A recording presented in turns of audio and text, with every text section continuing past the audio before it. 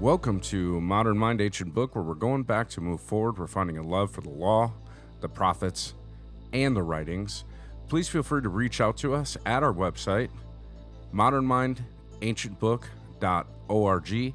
You can find us wherever podcasts are streaming, and we have more content on YouTube. So if you'd like to go there, you're going to find exclusive content that can only be found on YouTube, including Friday talks as well as lots of shorts. We're currently going through the book of Job at the moment. We're going to go through every book of the Bible, every chapter of the Bible, and we're going to produce a short that should give great insights into what exactly God was doing in the Bible throughout time in bite-sized chunks. So we want to thank you for joining us today. We have made it all the way through the entire Bible in a broad overview. We talked about the date, authorship, location, kind of main ideas for every single book of the Bible. And now we're closing that off with a talk about how all of the apostles, at least the documented ones, and even more actually, right, Chip? Because there's 14 in total that we're going to talk about, how their lives ended. And very early, as a matter of fact. So my name's Roger. I'll be your host. We've got Chip with us today. Chip, thanks for joining us. Howdy. Good evening. And so, let's start with the fact that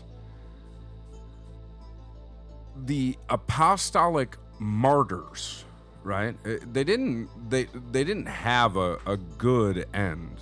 Nope, they didn't. The New Testament, the New Covenant, created a rift between Jewish people and between their, I guess, captors, right? The Romans, the authorities of the day, because it was seen first as outside of what would have been standard first century Judaism. Right, Second Temple stuff. Yeah, or what was accepted by the temple authorities anyway. And then later on, it became this thing of offense to the Romans, who actually didn't quite understand what it was. Yeah, it was a spreading threat, though, because it was getting everybody from the patricians all the way down to the lowliest slave. Yeah. It was misunderstood and seen as a threat, and yep. That's right. And, what we ended up with was pressure from both sides, and then eventually a decree that made the way of the Nazarenes no longer a form of Judaism. And so it lost its protection under Rome. And then, you had the fall of the temple, you had Nero during the time before it, and he was absolutely horrible to the Christian people. Yep. And then, Domitian, it just continued on. A whole parade of evil emperors. Yeah, very, very horrible results for not only the apostles or the people we're going to talk about over the course of 2 episodes. This will be the first of 2. But for many Christians, people were burned in gardens. They were fed to animals, all because they wouldn't recant saying Jesus is God. They had faith. Yeah, and they weren't going to worship the emperor, and they weren't going to return back to the Judaism of the Second Temple period. Right. I suspect quite a few Christians at this time didn't really know the Second Temple. They were Gentiles coming into the faith, so they didn't even have a reference point. Yeah, that's right. And it's really interesting to say that because, it started as a Jewish way, in the way that included proselytes, but later God did a new thing, and he just started speaking to pagans. Yeah, bringing in the nations. Yeah, bringing the nations to faith. Just changing the entire world around them.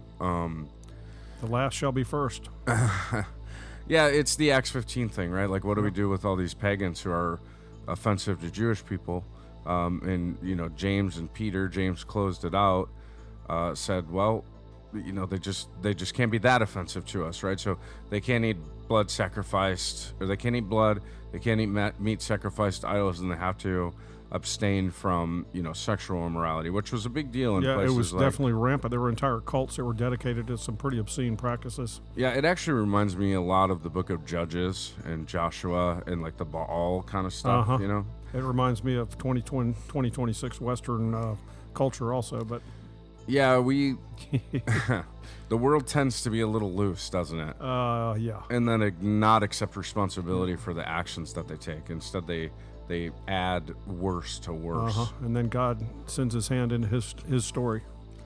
Yeah, this is about his story, isn't it? It so is. The first apostle that we're going to talk about, and this whole thing is based loosely on a book by Josh McDowell. And we'll provide resources and links in the chat, or not in the chat, in the description for this. So look for some scholarly links if you're interested in discussing this or learning about it further. We're going to give you 4 or 5 books, maybe 6 books or so to just check into it a little bit deeper, because we're just going to touch the surface today. Right. And for the seeker, this is convincing to me as a new believer. One of the things that I'm certain of, there's certain truths, and the fact that these men that we're discussing went to their deaths rather than renouncing their faith in Jesus Christ is a pretty compelling testimony to truth. And we're getting ready to sort of delve into what we know and what we think we know, which is going to be really interesting. Yeah, that's right. And one of the most concerning things for me is how quickly and negatively the violence erupted, how brutal it became, and so fast. Yep. Well, it was probably, if you look at it, it was a brutal time. I mean, life was brutish and short and cheap. Yeah, that's fair.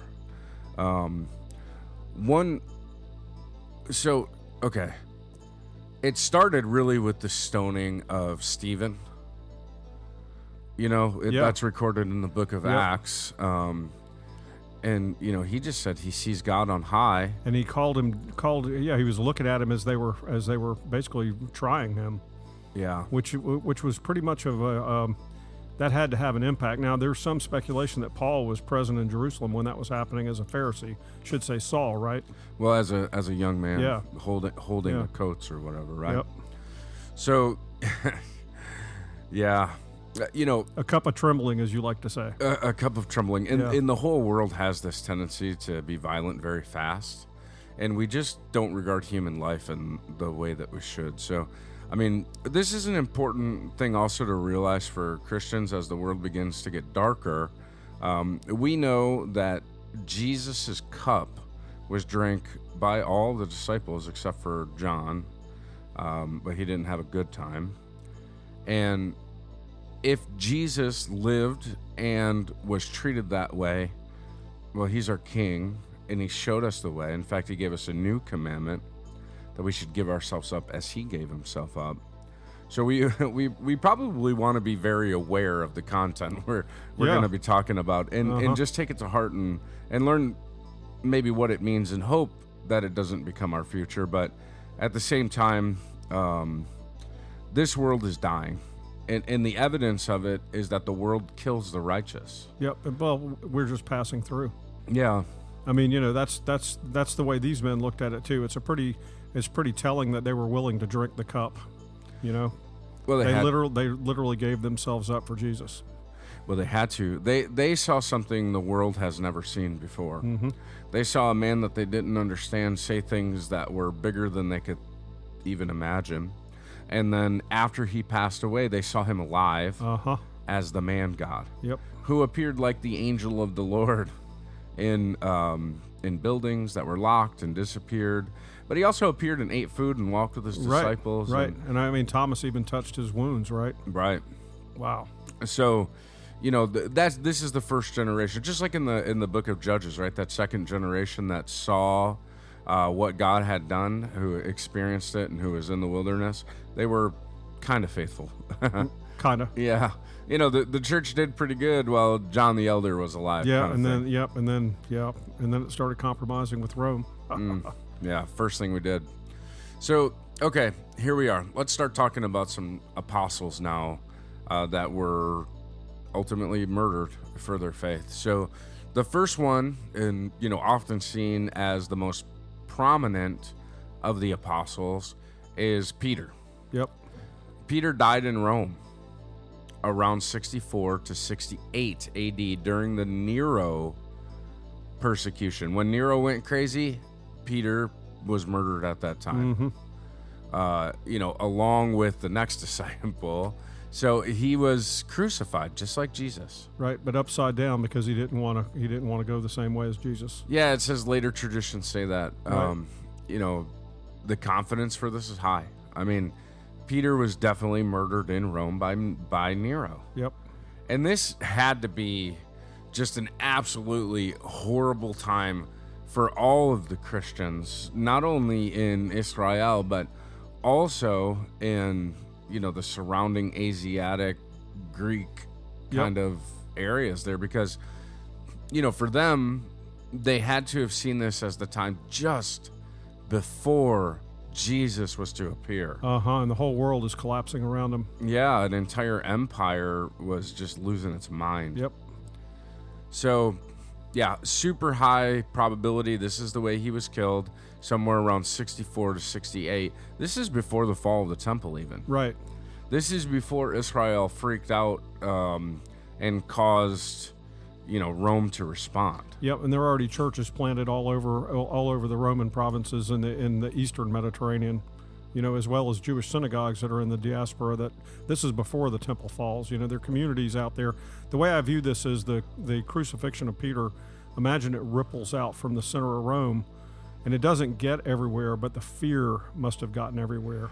Yeah, it was done for a reason. Yep, it was done to kind of stifle the growth of this thing, and not just in Italy, but all throughout the empire, especially the eastern parts of it, where the churches were being established.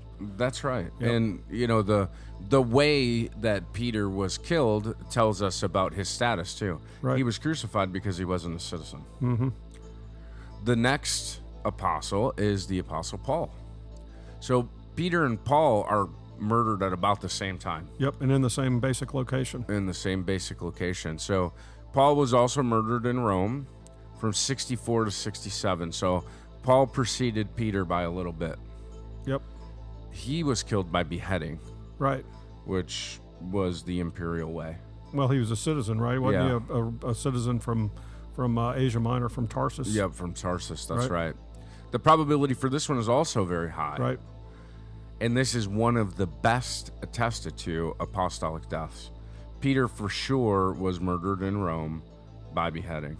And we suspect he was crucified upside down.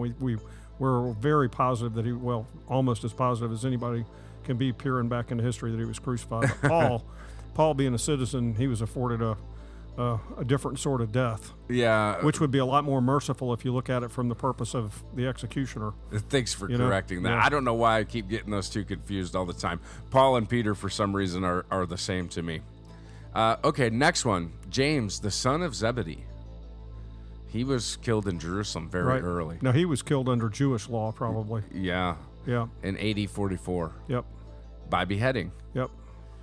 Wow. And he's the only one that's actually recorded in Scripture, right? That was, that we can look at Scripture and we can actually see that he died in the words in the books. So, yeah, Acts 12:2. Yep. So, this should sober us up quite a bit. Yep. So I'm thinking James, son of Zebedee, was like, we got to start doing something about this sect of the Nazarene, and this would have been the Sanhedrin and the Herodian authorities as well as the Roman governor that probably got, we don't know for certain, but talking about James, Zebedee, one of the sons of thunder, it's like they started taking him out on the streets of Jerusalem.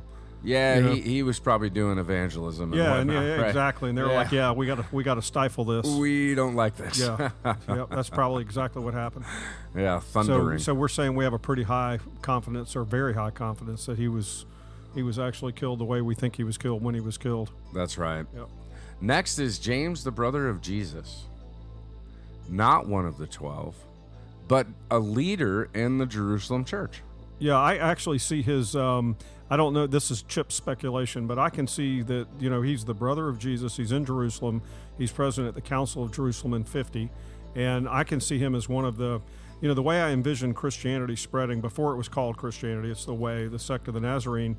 Jerusalem's the center hub. If you read the scripture, you can see how, for example, Paul is trying to gather money to send back to Jerusalem, right? And it's not for tribute; it's to distribute to further the kingdom of God. And so there had to be some sort of a Nazarene sort of power structure in Jerusalem that was operating independently of the temple, that was not in the Sanhedrin, although there were some Pharisees probably involved in it.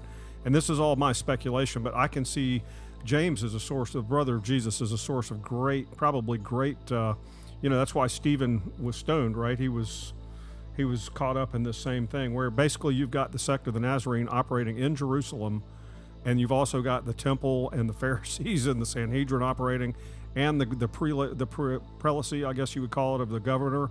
And it seems to be that James was most probably a huge target, the brother of Jesus.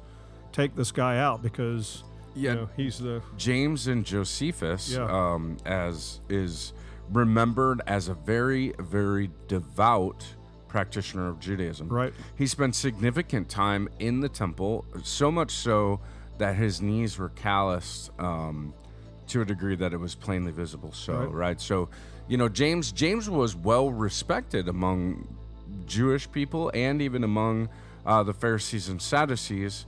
He made it a lot longer, right? Right. Unlike a son of thunder who went out and offended so many that he was killed very quickly, James spent his days in the temple, and he spent his days among the sect of the Nazarenes, and he was very highly respected and loved. However, just like John the Baptist, that comes to an end when political realities put pressure. Right, exactly. And you can sort of see now we're going to get the Jameses. I'm switching back to James Zebedee for a minute. So think about how John the Baptist was executed. He was beheaded by Herod, right? Right. So I'm conjecturing that based on the way that these laws are applied, James Zebedee was also beheaded. Yet you look at James, the brother of Jesus, he was stoned, and stoning that's a Jewish method of execution, just like Stephen.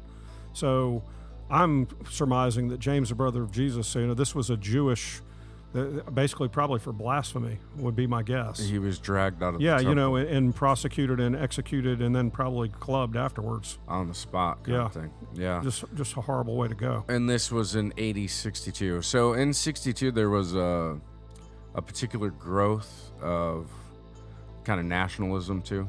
Right, the Zealots were starting to get power, and the revolt was building against Rome. Yeah, which was one of those reasons why Nero kind of went insane toward these people as well. So, poor James, known as a great man, known as a kind man, known as a compassionate man, a man of prayer, not a violent person at all. Nope. Yeah, and not really an offensive guy either, but because he was in the temple and because he didn't look like the particular pet sect of the time, he was taken out and stoned to death. Right, so think about the faith, for the listener, think about the faith this would require. Okay, Stephen has already been stoned, and here is James being, suffering the same fate, presumably up to a decade later. What faith would it take to stay in Jerusalem and not flee to, say, Ephesus or Antioch or, somewhere out in the empire, at least away from the temple authorities where you're under Roman jurisdiction? It seems to me that this is, he just stayed. He is locked in the faith. He believes in his brother, and he is not going anywhere. Well, he also saw the temple as the center of worship, right? He still believed in the cult system. He still followed the ways of Moses. Right, and he's not going anywhere. Yeah, you can't flee from that. Right. It's in Jerusalem. There's no way to flee from it. And so for James, the brother of Jesus, I'm just reminded of, a moment when Jesus is teaching and his family comes up and they think he's crazy. And he says, "Who are my family but those who believe?" Right. And later we find James believing. So, clearly those words hit James at some point, and he realized that, my brother was more than I thought he was. Yeah, and I highly suspect that James, the brother of Jesus, actually saw Jesus after the resurrection. Yeah. In the flesh. Like, in other words, hey, bro, guess what? I'm here, and you were mistaken about my purpose and my identity. And then his brother, James, the brother of Jesus, probably said, my Lord.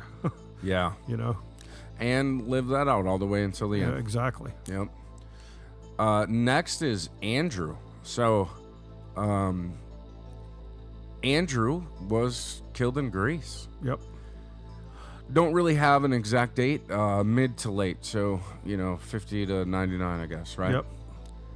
And he was actually crucified similar to what happened to, Peter and Jesus. Right. So, Andrew, like we had talked about previously, was out speaking in the world around him in Asia Minor, talking about the way, talking about Jesus, right. talking evangelizing, right? Talking to Jewish people, but also in city centers, where people would go out and discuss wisdom and knowledge, right? And in a part of the world where they still have the Greek cult temples to the various Greek gods, because the Romans allowed that because they shared the same pantheon with different names. So you can sort of see him in where was this, Patras? Yeah. I don't know what the patron god or goddess of Patras was, but I can just see the gospel being offensive to the authorities of whichever goddess or god was running that town, so to speak, the patron god. Almost all of these Greek cities pre-Roman era were city-states. So I don't know. And so allegedly it's an X-shaped cross instead of an actual, crucifix. So that's kind of interesting also. Drinking of that same cup, just as Jesus said, right? Yep. And so, these people had turned very violent, right? And, that mid to late section is, both Nero and Domitian. The Jewish people had lost their respect in the empire. They had basically lost their position in the empire. Great violence had been enacted against Jewish people in general. The church itself, though, what we call the church, this sect of Judaism, had been particularly called out because it was hated on both sides. Right. It was seen as an offense on both sides. And, none of these people were violent. I mean, even James, the son of Zebedee, for whatever he did to get himself stoned.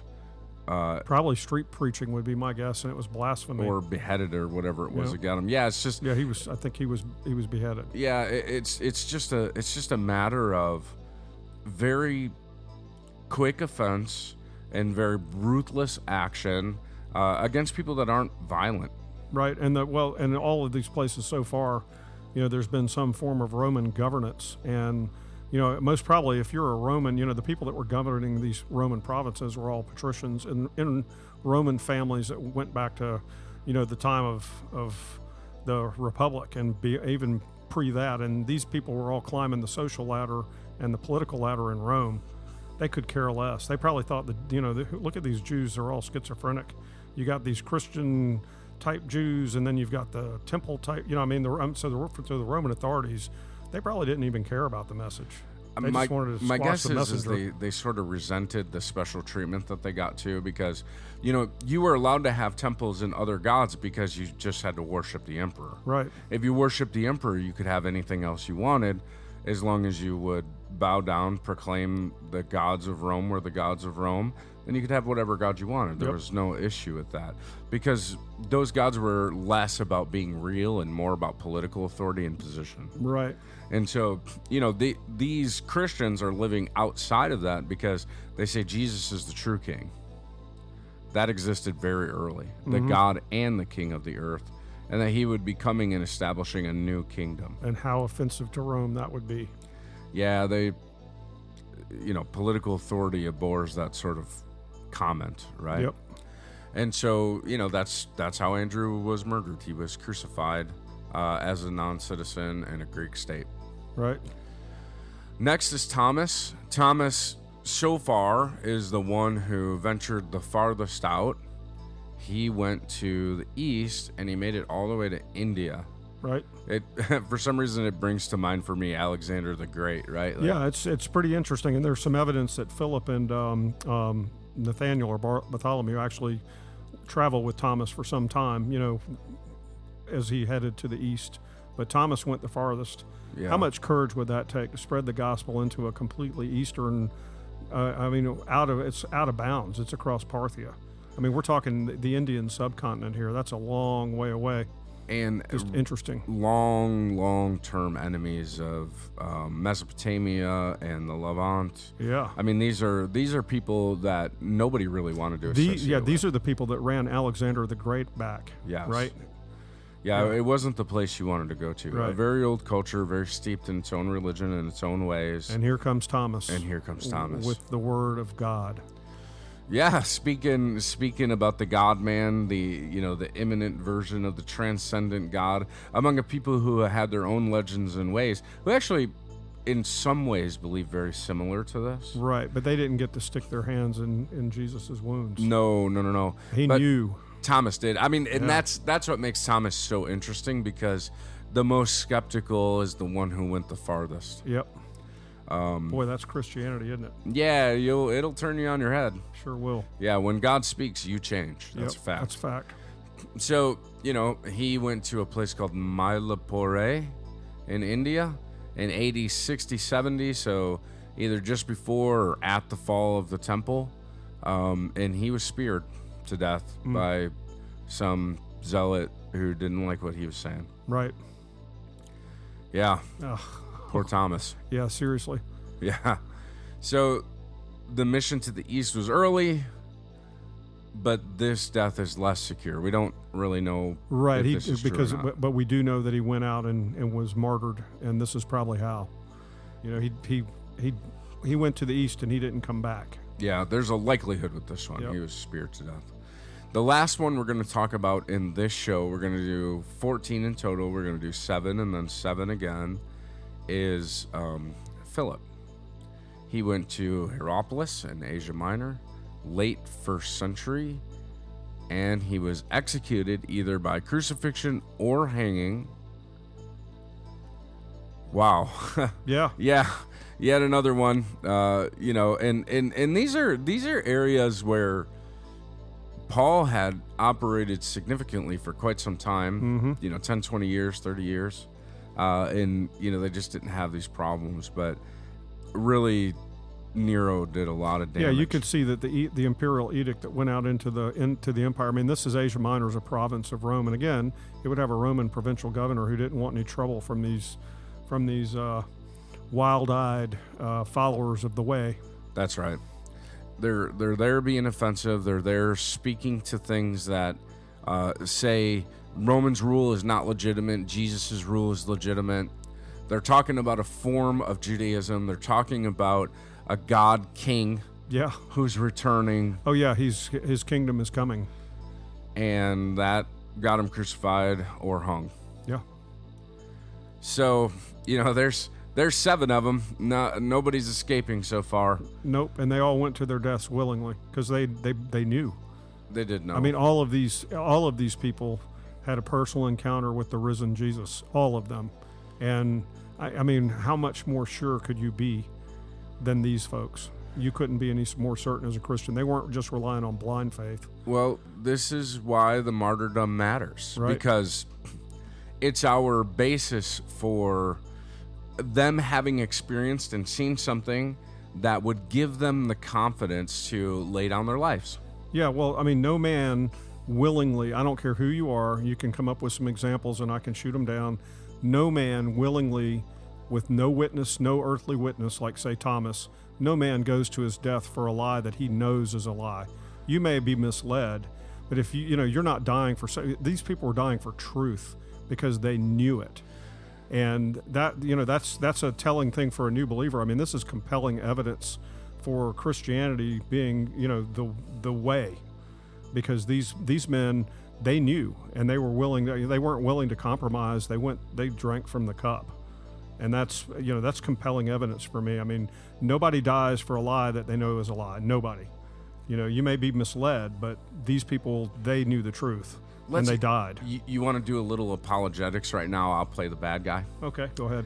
I'm very interested in your response because I have my own response to this. So either Jesus was a lunatic or the Son of God. Yep, one or the other. Right? Well, And a liar or the Son of God, lunatic liar. Yeah, one or the other. So, either he was crazy and just saying things that he shouldn't be saying, that nobody should believe, or he was saying things that had such great significance, and it was attested to by his resurrection, right? That's the claim of the early church, that, where's the body, right? I mean, the question is can you go find it? Because nobody has to this day.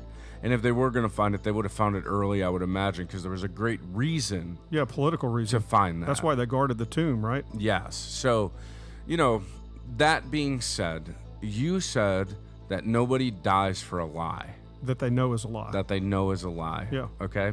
So, but we have seen, the Heaven's Gate thing, drinking the Kool-Aid, all that kind of stuff. Yep, sure have. Why is this what we're talking about? Why is this proof that God or Jesus was real and that he was God? Well, I'm taking the line that, in my opinion, all 14 of these people that we're going to talk about, all of these men had a personal encounter. Thomas, for example, was the biggest doubter of all, right? Prove it kind of a thing. And then the risen Christ appears to him. Thomas touches his wounds. He's physical, he's corporal, and he's already been crucified and buried. And here he is walking the earth. That any human being that had that experience would not, that has to be real. That's not a mass hallucination. Now, you're getting back to Heaven's Gate. I would argue that those people died for a lie that they didn't know was a lie. In other words, they were misled, and that happens all over the world today. We've got a whole slew of problems going on right now in the 21st century that people are, they're misled. These men, they personally knew the eyewitness testimony, and I'm talking about their own, like me personally. If I were one of these people, I already know. It doesn't matter what you tell me. I physically saw it. I physically touched him. He physically talked to me after he was crucified. There's nobody on this earth, on this side of the veil of death, that could convince me otherwise, because I personally experienced it. And I'd be willing. You would be too. Anybody would be, because that death isn't the end. Jesus is the way to life. Well, and these men, they knew the Genesis story, right? So they were aware that the curse had entered and death had entered.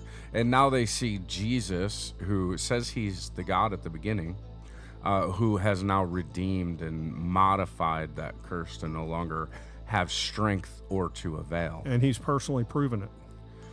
Yeah. So, okay. So this is kind of my answer to this as we draw to a close. I don't believe that Heaven's Gate or any of these cults or any of these things that people are willing to die for have any validity in being compared to the way, to Jesus, simply because of the fact that we don't know where his body is. You can't find it. And all the people of that time, what they say is you can't find it because he's not there. He came back. Now, the proof of that is that these people were willing to go and do all these things regardless of the state of what it would cause them. Yep. Because they did know it was true. Now, how does the modern mind deal with this? Well, that's up to you. It's up to you as a person.